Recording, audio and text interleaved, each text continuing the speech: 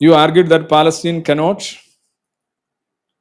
Jobish Joseph, you argued that Palestine cannot be a state without fixed borders, yet many states, including Israel, 1948, were recognized without final borders.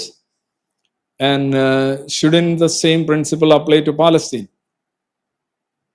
Jobish, ഒരു രാജ്യം ഉണ്ടാകുന്നതിനുള്ള 5 മാനദണ്ഡങ്ങൾ, അന്താരാഷ്ട്ര മാനദണ്ഡങ്ങൾ ബഹുമാനപ്പെട്ട Jobin K Joseph ഒന്ന് വായിക്കുക. അതിലൊരെണ്ണമാണ് fixed boundaries. Fixed boundaries എന്ന് പറഞ്ഞു കഴിഞ്ഞാൽ ഒരു നിയതമായ അതിർത്തി എന്നാണ്. ഫിക്സഡ് എന്നുള്ളതിനേക്കാൾ നിയതമായിരിക്കണം, കൃത്യമായ ഒരു അതിർത്തി ഉണ്ടായിരിക്കണം ഒരു രാജ്യത്ത്. 1947 UN പ്രമേയം അനുസരിച്ച് ഇസ്രയേലിന് കൃത്യമായ അതിർത്തി ഉണ്ടോ എന്നാണ് താങ്കളുടെ ചോദ്യം. അവിടെ തന്നെ താങ്കളുടെ വാദം പൊളിയുകയാണ്. 55% വരുന്ന ഇസ്രയേലിന്റെ ഇപ്പൊ ആ പറയുന്ന ജോർഡൻ കഴിച്ചുള്ള പാലസ്തീൻ പ്രദേശങ്ങൾ ഇസ്രയേലിന്റെ നിർമ്മിതിക്കായി ഇയർമാർക്ക് ചെയ്തുകൊണ്ടാണ് ആ റെസൊല്യൂഷൻ വന്നത്.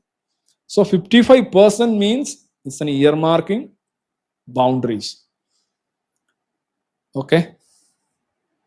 പിന്നെ നിങ്ങൾ എൻക്ലേവിനെ കുറിച്ചൊക്കെയോ അല്ലെങ്കിൽ അകത്ത് വരുന്നതിന് അത് രാജ്യങ്ങളെല്ലാം ഉണ്ടല്ലേ. എൻക്ലേവുകൾ, ഒരുപാട് രാജ്യങ്ങളിൽ എൻക്ലേവുകൾ വരും. എൻക്ലേവുകൾ വരുന്ന രാഷ്ട്രം നിർണ്ണയിക്കുന്ന പ്രശ്നമല്ല. ഫിക്സഡ് എന്നാണ് അവിടെ. വളരെ കറക്റ്റ് ആണ്. താങ്കൾ എന്തുകൊണ്ടാണ് ഈ ഒരു ദുർബലമായ ചോദ്യം ഉന്നയിച്ചത് എന്നെനിക്ക്. അത് ഒരു മാനദണ്ഡം മാത്രമാണ്. രണ്ടാമത്തെ മാനദണ്ഡം ഒരു നിയതമായ പോപ്പുലേഷൻ ഉണ്ടായിരിക്കണം, ഒരു നിയതമായ ഗവൺമെന്റ് ഉണ്ടായിരിക്കണം, ഒരു നിയതമായ constitution, other procedure or return constitution.